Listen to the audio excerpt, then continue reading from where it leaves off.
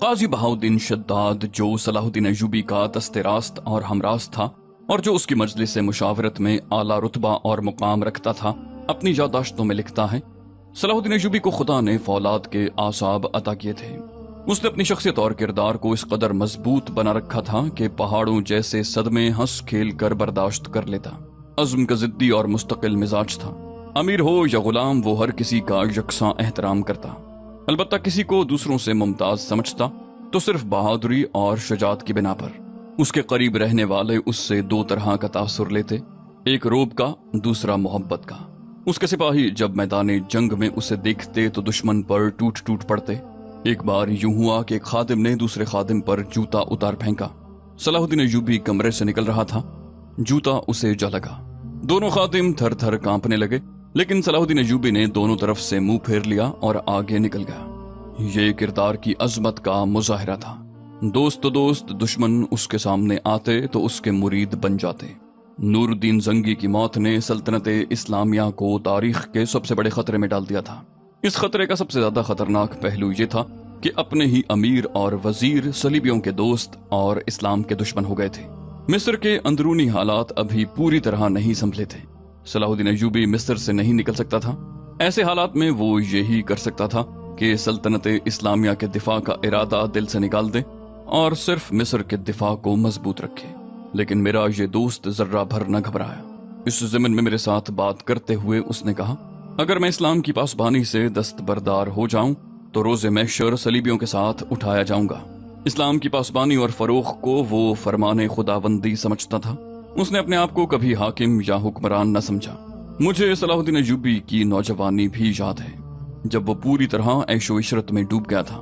وہ شراب بھی پیتا اور رقص و سرود کا دل دادا تھا۔ موسیقی اور رقص کی باریکیوں اور گہرائیوں کو سمجھتا اور نسوان حسن کو دل کھول کر خراج تحسین پیش کرتا اور تعیش کے لیے حسین لڑکی کا انتخاب کرتا۔ کبھی کسی کے وہم و گمان میں بھی نہیں آیا تھا کہ یہ نوجوان چند ہی سال بعد اسلام کا سب سے بڑا علم بردار اور اسلام کے دشمنوں کے لیے برق اور طوفان بن جائے گا۔ اپنے چچا کے ساتھ وہ صلیبیوں کے خلاف پہلے ہی مارکے میں گیا تو اس نے سب کو حیران کر دیا، اور جب وہ اس مارکے سے واپس آیا تو اس نے پہلا کام یہ کیا کہ عیش و عشرت پر لعنت بھیجی اور اپنی زندگی اسلام کے لیے وقف کر دی۔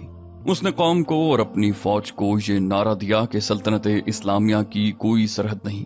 اسے اس بدلی ہوئی کیفیت میں دیکھنے والے تسلیم نہیں کرتے تھے کہ وہ کبھی عیاش بھی ہوا کرتا تھا۔ کردار کی بلندگی اور پختگی اسی کو کہتے ہیں کہ انسان اپنے نفس اور نفسانی خواہشات کو مار دے۔ یہ پختگی صلاح الدین ایوبی کے کردار میں تھی۔ دوستوں کی محفلوں میں وہ کہا کرتا تھا، مجھے کافروں نے مسلمان بنایا ہے۔ اگر ہم اپنے ان نوجوانوں کو جو مذہب سے منحرف ہو گئے ہیں کافروں کی ذہنیت دکھا دیں تو وہ راہ راست پر آ جائیں گے۔ دشمن کے ساتھ انہیں پیار کے جو سبق دیے جا رہے ہیں وہ انہیں قومی وقار سے محروم کر رہے ہیں۔ میں اپنی قوم کو اپنے رسول صلی اللہ علیہ وسلم کی یہ حدیث یاد کروانا چاہتا ہوں کہ اپنے آپ کو جان لو کہ تم کون ہو اور کیا ہو، اور اپنے دشمن کو اچھی طرح جان لو کہ وہ کون ہے اور کیا ہے، اور تمہارے متعلق وہ کیا ارادے رکھتا ہے۔ اس کے کردار کا رخ دشمن نہیں بدلا تھا۔ صلاح الدین ایوبی اپنے مقصد اور عزم میں اس حد تک مگن رہا کہ اس نے کبھی سوچا ہی نہ تھا کہ وہ عالم اسلام کا سب سے بڑا قائد ہے، مصر کا حاکم کل ہے اور فن حرب و ضرب کا ایسا استاد کہ صلیبیوں کے کمانڈر متحد ہو کر بھی اس سے خائف رہتے ہیں۔ اس کی مالی حالت یہ تھی کہ وہ حج نہیں کر سکا۔ جہاد نے اسے مہلت نہ دی۔ آخری عمر میں اس کی یہی ایک خواہش رہ گئی تھی کہ حج پر جائے، مگر اب اس کے پاس اتنی رقم نہیں تھی۔ جب وہ فوت ہوا تو اس کی ذاتی متاع صرف 47 درہم چاندی کے اور ایک ٹکڑا سونے کا تھا۔ اس کی جائیداد صرف ایک مکان تھا جو اس کے باپ دادا کا تھا۔ یہ اس کے کردار کی پختگی کا حیران کن مظاہرہ تھا کہ اس نے جب اپنے سالاروں وغیرہ کو کانفرنس کے لیے بلایا تو اس کے چہرے پر گھبراہٹ یا پریشانی کا شائبہ تک نہ تھا۔ کانفرنس کے حاضرین پر خاموشی طاری تھی۔ انہیں توقع تھی کہ سلطان ایوبی گھبرایا ہوا ہوگا، مگر اس نے مسکرا کر سب کو دیکھا اور کہا، میرے رفیقو، تم نے بڑے ہی دشوار اور پیچیدہ حالات میں میرا ساتھ دیا ہے۔ آج ایسے حالات نے ہمیں للکارا ہے جو بظاہر ہمارے قابو میں آنے والے نہیں، لیکن یاد رکھو اگر ہم نے ان حالات پر قابو نہ پایا تو ہم سب کے لیے دنیا میں بھی رسوائی ہے اور خدا کے حضور بھی۔ دنیا میں تاریخ ہماری قبروں پر لعنت بھیجے گی اور روز محشر وہ شہید ہمیں شرمسار کریں گے جنہوں نے اسلام کی آبرو پر جانیں قربان کی ہیں۔ اب وقت آ گیا ہے کہ ہم سب جانیں قربان کر دیں۔ اس تمہید کے بعد اس نے اپنے اعلیٰ حکام کو ہر ایک تفصیل بتائی اور کہا کہ اب انہیں اپنے بھائیوں کے خلاف لڑنا پڑے گا۔ اس نے سب کے چہروں کا جائزہ لیا، کچھ دیر خاموش رہا۔ سب کے چہروں کے رنگ بدل گئے تھے۔ اسے اطمینان ہو گیا کہ یہ حکام ہر صورتحال میں اس کا ساتھ دیں گے۔ اس نے کہا، میرا پہلا اقدام یہ ہے کہ میں اپنی خود مختاری کا اعلان کرتا ہوں۔ میں اب مرکزی خلافت کا پابند نہیں رہنا چاہتا، لیکن میں یہ اعلان تم سب کی اجازت کے بغیر نہیں کروں گا۔ مجھے اجازت دینے یا نہ دینے سے پہلے ایک دو پہلوؤں پر غور کر لو۔ ایک یہ کہ خلافت عملاً ختم ہو چکی ہے۔ جیسا کہ میں نے تمہیں بتایا ہے کہ خلیفہ 11 سال کا بچہ ہے، اس پر 3-4 امراء نے قبضہ کر رکھا ہے۔ یہ امراء صلیبیوں کے دوست ہیں، لہٰذا آپ کو یہ سمجھنے میں دیر نہیں لگنی چاہیے کہ خلافت صلیبیوں کی گود میں چلی گئی ہے۔ اب ہماری ٹکر خلافت کے خلاف ہے۔ اگر تم خود مختار اور آزاد نہیں ہوتے تو تمہیں خلیفہ کے حکم ماننے پڑیں گے، اور یہ حکم سلطنت اسلامیہ کے لیے تباہ کن ہوں گے۔ کیا ان حالات میں یہ اقدام صحیح نہیں ہوگا کہ میں مصر کو خلافت سے آزاد کر دوں، اور اس کے بعد تمہارا ہر قدم ایسا آزادانہ ہو جو اسلام کی بقا کے لیے ضروری ہو؟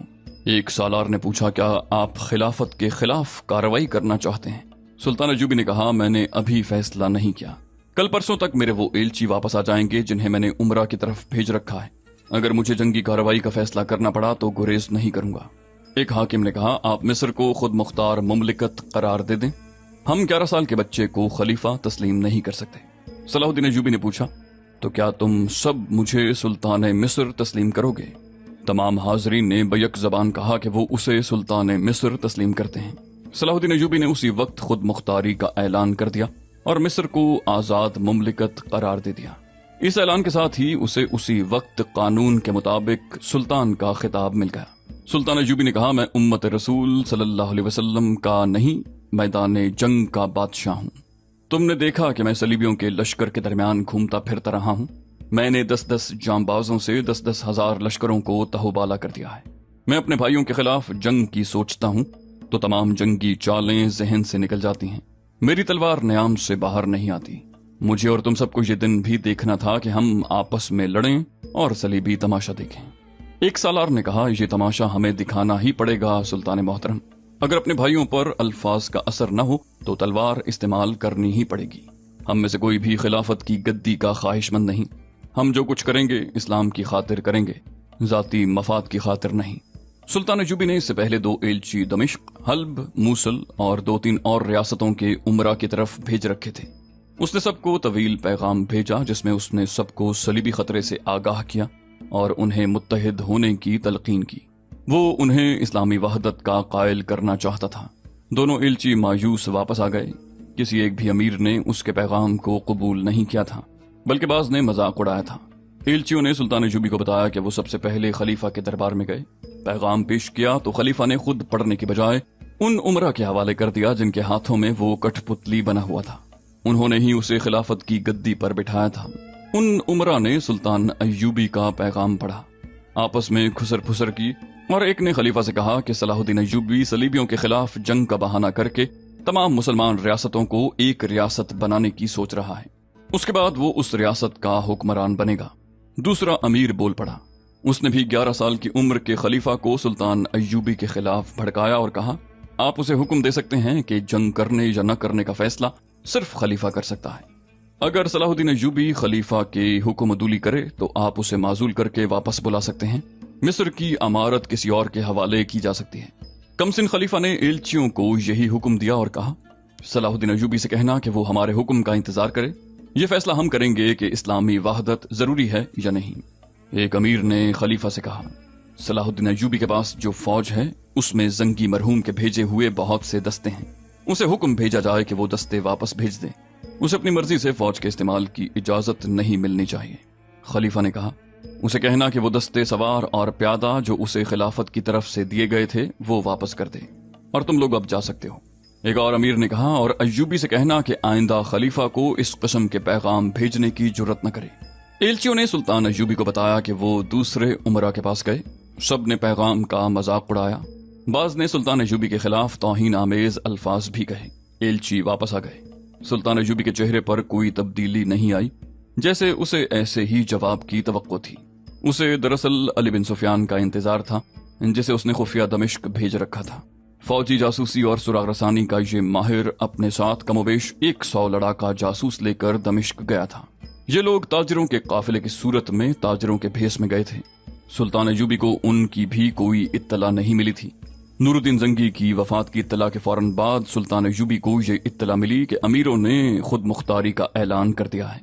ये इत्तला भेजने वाला कोई मामूली सा इंसान नहीं था, बल्कि नूरुद्दीन जंगी की बीवी थी, जो नए खलीफा की मां थी। उसने खुफिया तौर पर अपना एक कासिद काहिरा की तरफ दौड़ा दिया। उसने सुल्तान अय्यूबी को वही हालात बताए जो जंगी की वफात के बाद वहां पैदा हो गए थे। उसने सुल्तान अय्यूबी को कहला भेजा, अब इस्लाम की आबरू आपके हाथ में है। मेरे कमसिन बेटे को खलीफा बना दिया गया है।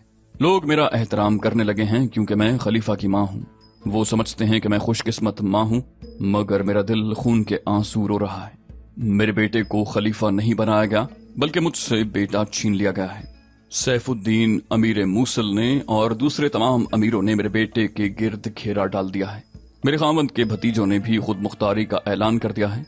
अगर इन अमीरों का आपस में इत्तेहाद होता तो मैं इतनी परेशान न होती। ये सब एक दूसरे के दुश्मन हो गए हैं।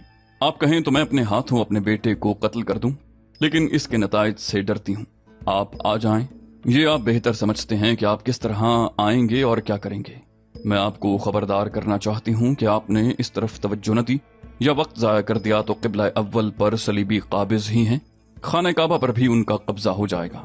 क्या उन लाखों शहीदों का खून रायगां जाएगा जिन्होंने जंगी की और आपकी क़यादत में जानें कुर्बान की हैं।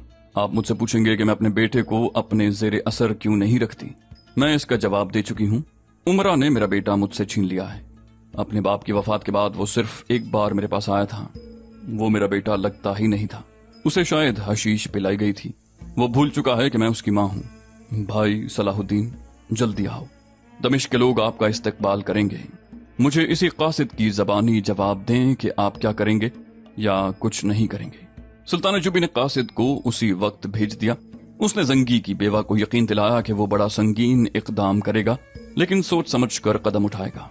कासिद को वापस भेजने के फौरन बाद सुल्तान अय्यूबी ने अली बिन सुफियान को दमिश्क, मूसल, हल्ब, यमन और तमाम तर इस्लामी इलाकों में जाकर वहां का जायजा लेने के लिए कहा। यह कोई सरकारी नौयत का दौरा नहीं था। अली बिन सुफियान को जासूसों के अंदाज से बहरूप में जाना था।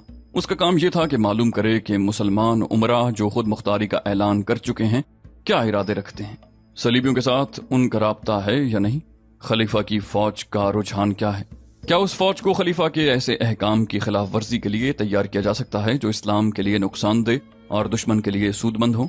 और अली बिन सुफियान को यह भी मालूम करना था कि उन इलाकों के अवाम के जज्बात और नजरियात क्या हैं और क्या फिदाई भी खलीफा के साथ मिल गए हैं। ये जायजा भी लेना था कि सुल्तान अय्यूबी दमिश्क या किसी और मुसलमान इलाके पर फौज कशी करे तो वहां के अवाम का रद्द अमल क्या होगा। सुल्तान अय्यूबी की कामयाबी का राज यही था कि वो अंधेरे में नहीं चलता था। उसे जहां जाना होता अपने जासूसी के निजाम के जरिए वहां के अहवालों कवाइफ, दुश्वारियों और खतरों का जायजा ले लेता। जैसा कि पहली कहानियों में बताया जा चुका है कि उसकी जासूसी का निजाम बहुत तेज और होशियार था। उसके जासूस जहां अदाकारी और बहरूप धारने की महारत रखते थे, वहां वो माहिर छापामार यानी गुरीले और कमांडो भी थे। इसलिए उन्हें लड़ाका जासूस कहा जाता था। वो बगैर हथियारों की लड़ाई के भी माहिर थे। अली बिन सुफियान को खुदा ने जासूसी और सुराग रसानी का वस्फ पैदाइश के साथ ही अता किया था। अब जंगी की वफात के बाद इस्लामी ममालिक के हालात मखदूश हो गए और सलीबी खतरा सर पर आ गया, तो उसे सुल्तान अय्यूबी के इस हुक्म को समझने में कोई मुश्किल पेश न आई कि इन बदले हुए हालात का जायजा लेना है और ये जायजा कैसे लेना है। उसे मालूम था कि सुल्तान सलाहुद्दीन अय्यूबी उसकी लाई हुई रिपोर्ट के मुताबिक कोई कार्रवाई करेगा और ये कार्रवाई बकाए इस्लाम के लिए बेहद जरूरी होगी। यहां हम कहानी को कुछ दिन पीछे ले जाते हैं। जब अली बिन सुफियान काहिरा से रवाना हुआ था, उसने एक लम्हा भी जाया किए बगैर अपने लड़ाका जासूसों में से कमोबेश 100 अफराद को मुंतखब किया। उन्हें मिशन बताया और कहा कि इस्लाम की आबरू उनसे बहुत बड़ी कुर्बानी मांग रही है और इस मिशन में उन्हें अपनी महारत का पूरा इस्तेमाल करना है। उन 100 आदमियों को ताजिरों का लिबास पहनाया गया। अली बिन सुफियान मसनूई दाढ़ी के साथ काफिले का सरदार बना। उन्होंने ऊंटों पर मुख्तलिफ अकसाम का सामान लाद लिया जो उन्हें दमिश्क वगैरह की मंडियों में बेचना और उसके बदले वहां से सामान लाना था। उसके साथ बहुत से ऊंट और चंद एक घोड़े थे। तिजारती सामान में उस पार्टी ने तलवारों और बर्छियों जैसे हथियार छुपा रखे थे। उसमें आतिशगीर मादा भी था और आग लगाने का दीगर सामान भी। ये काफिला रात के वक्त काहिरा से रवाना हुआ और तुलुए सहर तक बहुत दूर निकल गया। कुछ देर आराम करके काफिला फिर रवाना हुआ। अली बिन सुफियान बहुत जल्दी मंजिल पर पहुंचना चाहता था। सूरज गुरूब हो गया तो भी उसने काफिले को न रोका। रात खासी गुजर चुकी थी जब एक बड़ी मौजूद जगह आ गई। ये सरसब्ज खित्ता था और वहां ऊंची नीची चट्टानें भी थीं। जाहिर है कि वहां पानी भी था। काफिला आराम और पानी के लिए रुक गया। ये लोग ताजिर नहीं, फौजी थे। उनकी हर हरकत में डिसिप्लिन था, एहतियात थी और ट्रेनिंग के मुताबिक वो खामोशी इख्तियार किए हुए थे। ऊंट और घोड़े भी ऐसे तरबियत याफ्ता थे कि इंसानों की तरह खामोश थे। अली बिन सुफियान ने चट्टानों और टीलों के अंदर जाने की बजाय बाहर ही पड़ाव किया। फौजी दस्तों के मुताबिक 2 आदमियों को पानी की तलाश के लिए भेजा गया। सबने हथियार निकाल लिए थे क्योंकि उन दिनों सफर में 2 खतरे थे। एक खतरा सहराई डाकुओं का था और दूसरा सलीबियों के छापामार दस्तों का। उनके ये दस्ते दरअसल डाकू ही थे जो मुसलमानों के काफिलों को लूटते फिरते थे। 2 आदमी उस खित्ते के अंदर चले गए। उन्हें यह भी देखना था कि जहां दुश्मन के छापामारों या गश्ती दस्तों ने कयाम न कर रखा हो। कुछ दूर अंदर गए तो कहीं रोशनी का धोखा सा हुआ। वो आगे गए और एक टीले पर चढ़ गए। उन्हें बड़ी अच्छी जगह नजर आई जो मैदानी सी थी। वहां पानी भी था, हरियाली भी थी और खजूर के दरख्त भी। वहां 2 मशलें जल रही थीं। उनकी रोशनी में उन्हें 6-7 आदमी और 4 लड़कियां नजर आईं। लड़कियां खूबसूरत थीं। उन्होंने आग भी जला रखी थी जिस पर वो गोश्त भून रहे थे और प्यालों में वो कुछ पी रहे थे जो शराब ही हो सकती थी। जरा परे घोड़े और 3-4 ऊंट बंधे थे। बहुत सारा सामान भी एक तरफ पड़ा था। अली बिन सुफियान के दोनों आदमी छुपकर करीब चले गए। रात के सुकूत में उन लोगों की बातें साफ सुनाई दे रही थीं। उनका हंसी मजाक बता रहा था कि ये लोग मुसलमान नहीं। लड़कियां बेहयाई की हरकतें भी कर रही थीं। उन दोनों आदमियों ने उन्हें नजरअंदाज न किया। वापस आकर अली बिन सुफियान को बताया। अली बिन सुफियान गया और छुपकर करीब से देखा। उन आदमियों और लड़कियों की जुबान कुछ और थी जो अली बिन सुफियान समझता था। वो ईसाई थे। अली बिन सुफियान सोच रहा था कि वो इन लोगों के पास चला जाए और मालूम करे कि वो कौन हैं और कहां जा रहे हैं, या उनकी नकलो हरकत देखता रहे। उसके साथ 100 लड़ाका जासूस थे। उसे उन 6-7 आदमियों और 4 लड़कियों से कोई खतरा नहीं था, लेकिन वो उन्हें सुराग रसान निगाहों से देख रहा था। उसे शक हो गया था कि ये सलीबी जासूस और तखरीबकार हैं और किसी इस्लामी मुमलिकत में जा रहे हैं। अगर ऐसा ही था तो ये उसके मतलब के लोग थे। वो और ज्यादा करीब होने के लिए टीले के ऊपर सरकता हुआ आगे गया तो ठिठक कर रुक गया। वहां टीला खत्म हो जाता था। उसे अपने बिल्कुल नीचे 2 आदमी नजर आए जिनके मुंह और सर स्याह कपड़ों में लिपटे हुए थे। वो टीले की ओट से उन आदमियों और लड़कियों को देख रहे थे। वो बिला शक व शुबा सहराई डाकू थे और उनकी नजर लड़कियों पर थी। ये 2 निकाबपोश हट आए। उन्होंने आपस में जिस जबान में बातें की वो अली बिन सुफियान की मादरी जबान थी। एक डाकू ने कहा, उनके पास हथियार हैं। दूसरे ने कहा, हाँ, मैंने देख लिया है, उनकी तलवारें सीधी हैं, ये ईसाई हैं। पहले ने कहा, ये आम किस्म के मुसाफिर मालूम नहीं होते। दूसरा बोला, इन्हें सोने दो, सबको बुला लाते हैं। पहले ने कहा, हम 8 आदमी इन्हें सोते में ही पकड़ सकते हैं। दूसरा बोला, पकड़ने की क्या जरूरत है, आदमियों को सोते में खत्म कर देंगे और लड़कियों को घोड़ों पर डाल लेंगे। वो दोनों अपने साथियों को बुलाने के लिए चल पड़े। अली बिन सुफियान ने छुप छुप कर उनका ताक़ुब किया। वो किसी और रास्ते से बाहर निकल गए। वहां उनके घोड़े खड़े थे। वो घोड़ों पर सवार हुए और अंधेरे में गायब हो गए। अली बिन सुफियान का काफिला ऐसी तरफ कयाम किए हुए था जिधर डाकू नहीं गए थे। अली बिन सुफियान के लिए यह फैसला करना मुश्किल हो गया कि वो उन लोगों को खबरदार कर दे या उन्हें अपने काफिले में ले जाए। गहरी सोच विचार के बाद उसने एक तरीका सोच लिया। अपने आदमियों में वापस आया। 20-22 आदमियों को बर्छियों से मुसल्लाह करके अपने साथ ले गया। उन्हें मौजूद जगहों पर तैयार खड़ा कर दिया और अच्छी तरह समझा दिया कि उन्हें क्या करना है।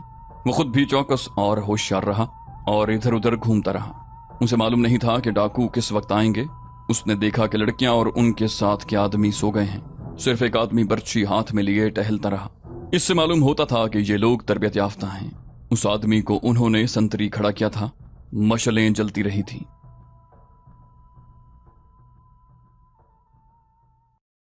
तो दोस्तों, ये थी हमारी आज की एपिसोड। उम्मीद करते हैं आपको हमारी एपिसोड पसंद आई होगी। जाने से पहले इस वीडियो को लाइक, शेयर और कमेंट करना मत भूलिए اور اگر آپ ہمارے چینل پر نئے ہیں تو اسے سبسکرائب کیجیے اور بیل آئیکن پر کلک کیجیے تاکہ آپ کو تمام ویڈیوز فوراً ملتی رہیں۔ اگلی ویڈیو تک کے لیے اپنا خیال رکھیے۔ اللہ حافظ۔